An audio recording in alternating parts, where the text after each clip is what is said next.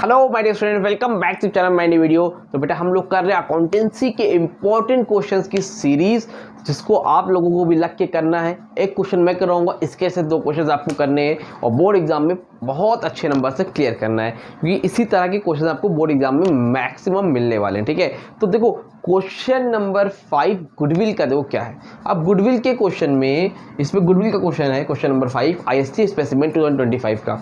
ठीक है, तो इसमें इन्होंने क्या पूछा है, क्या करना है। देखो क्वेश्चन है आपके स्क्रीन पे आ रहा होगा, जल्दी से देखो, नहीं तो आप पेपर खोल के बैठा करो। ठीक है, बोल रहा है Kriti and Atif are partner sharing profit and losses equally. Kriti और आतिफ 2 पार्टनर हैं, शेयरिंग प्रॉफिट लॉसेस क्या बेटा उनका इक्वल है। ठीक है, on 31 March 2024 they admit David as a third partner for 1/5 share. तो डेविड को लेके आए हैं 1/5 के लिए। It is decided that on David admission, इन्होंने डिसाइड किया है जब डेविड का एडमिशन हुआ, Atif would retain his original share. Atif क्या करेगा, अपना ओरिजिनल शेयर रिटेन करेगा। Goodwill would be valued by the super profit method on the basis of the following information. तो एक चीज समझो, Atif would retain his original share, Atif अपने ओरिजिनल शेयर को रिटेन करेगा। पहले क्या था भैया, कृति और आतिफ का, कृति और आतिफ दोनों का रेशियो क्या था, 1:1 था। फ्रेम में आ रहा है कि नहीं आ रहा है? हाँ भैया ठीक है, 1:1 था। और बाद में डेविड आया नया पार्टनर, कितने के लिए आया, 1/5 के लिए आया। तो ये बोल रहे हैं कि जो है आतिफ वो रिटेन हिज ओरिजिनल शेयर, तो आतिफ रिटेन करेगा। तो सैक्रिफाइस कौन करेगा भैया, बेचारी अपनी कौन करेगी, कृति करेगी। तो सैक्रिफाइसिंग अगर रेशियो निकालना हो तो यहाँ से पहले ही मालूम चल गया, हमें मेहनत करनी नहीं पड़ेगी। क्यों नहीं करनी पड़ेगी, देखो डेविड आया 1/5 के लिए और दोनों का रेशियो 1:1 था। बोल रहे आतिफ अपना ओरिजिनल शेयर रिटेन करेगा, तो यानी कि आतिफ सैक्रिफाइस ही नहीं करेगा, जो था वही रहेगा। तो सैक्रिफाइस कौन करेगा, कृति करेगी। तो सैक्रिफाइस रेशियो क्या आएगा, 1/5:0, यानी कि आतिफ का 0 और कृति का 1/5 सैक्रिफाइसिंग रेशियो। ये बात समझ में आई कि नहीं आई? सारा सैक्रिफाइस कौन कर रही है, कृति कर रही है। ठीक है, कोई बात नहीं। फिर आपको एक बैलेंस शीट दे रखी है और उसे गुडविल निकालना है सुपर प्रॉफिट मेथड से। सुपर प्रॉफिट मेथड से गुडविल निकालना, तो पहले लिख लिया करो फॉर्मूला क्या होता है।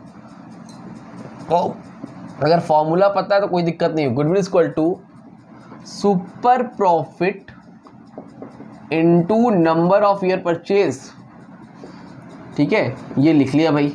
अब दोनों में से कुछ पता है, सुपर प्रॉफिट पता है, नहीं पता है। ठीक है, अभी देखेंगे। अब यहाँ तक निकालने के लिए सुपर प्रॉफिट का फॉर्मूला आपको पता होना चाहिए। देखो सुपर प्रॉफिट तो पता ही नहीं है, नंबर ऑफ ईयर परचेज पता है कि नहीं, अभी क्वेश्चन में देखते हैं। अब सुपर प्रॉफिट तो पता नहीं होगा, तो उसको निकालने का फॉर्मूला क्या है, average profit minus normal profit.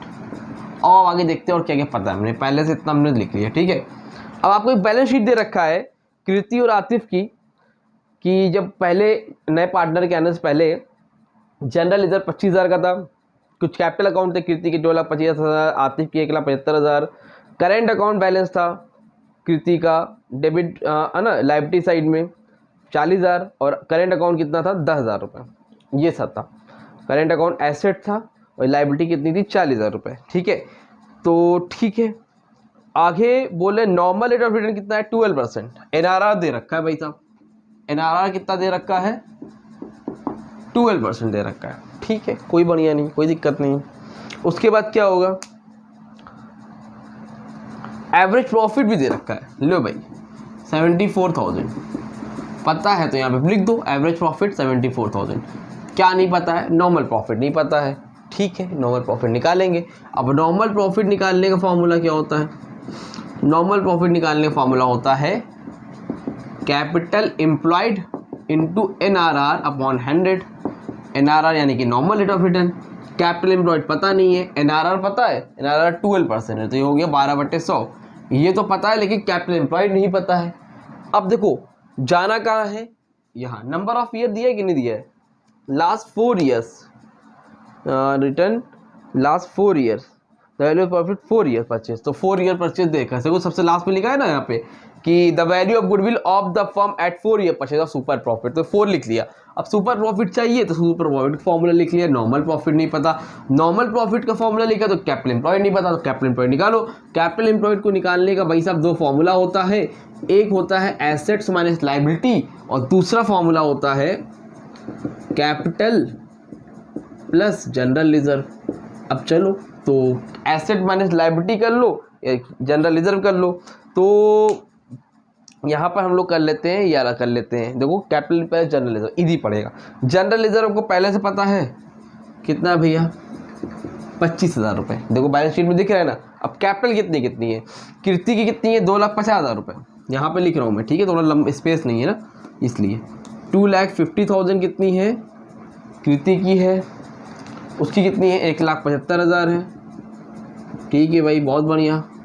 फिर अब जनरल रिजर्व 25 था ही। अब यहाँ पर करेंट अकाउंट कीर्ति का कितना है, 40,000 रुपये, इसको भी ऐड करूँ।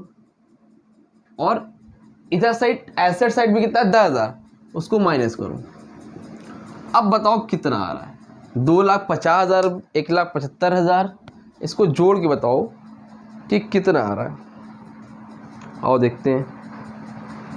2,50,000 प्लस 175 प्लस 40,000 फिर प्लस 25,000, अरे और माइनस 10,000, कितना आ रहा है, 4,80,000। कितना आ रहा है बेटा, 4,80,000।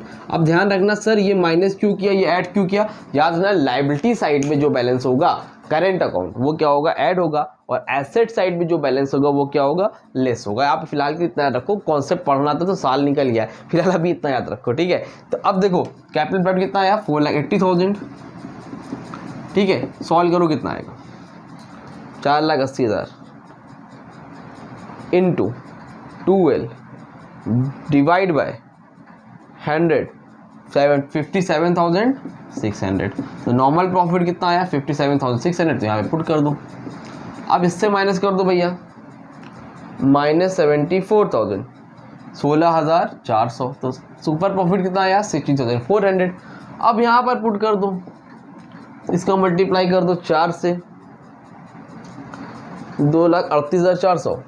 न फिर से रुको, कितना है, 16,400 into 4, 65,600। This will be your answer. और इस तरह से हम लोग करेंगे। इस तरह से आपका स्पेसिमेन का क्वेश्चन नंबर 5 भी हो गया। समझ में आया कि नहीं आया, उम्मीद करता हूँ समझ में आया होगा। नहीं आया हो तो कमेंट सेक्शन में कॉन्टैक्ट कर लेना। अब मैं आपको कराऊंगा 6 नंबर वाले क्वेश्चन, जहाँ से फाइनेंशियल स्टेटमेंट ऑफ कंपनी का है। तो यहाँ तक भी सारे क्वेश्चंस लगा लो, प्रैक्टिस कर लो, ठीक है। इस तरह के क्वेश्चन बहुत कम रिपीट होते हैं क्योंकि 3 नंबर वाले, लेकिन 6 नंबर वाले क्वेश्चन सेम वैसे ही आएंगे जैसे मैं कराऊंगा, ठीक है। तो इसका स्क्रीनशॉट लो और प्रैक्टिस करो।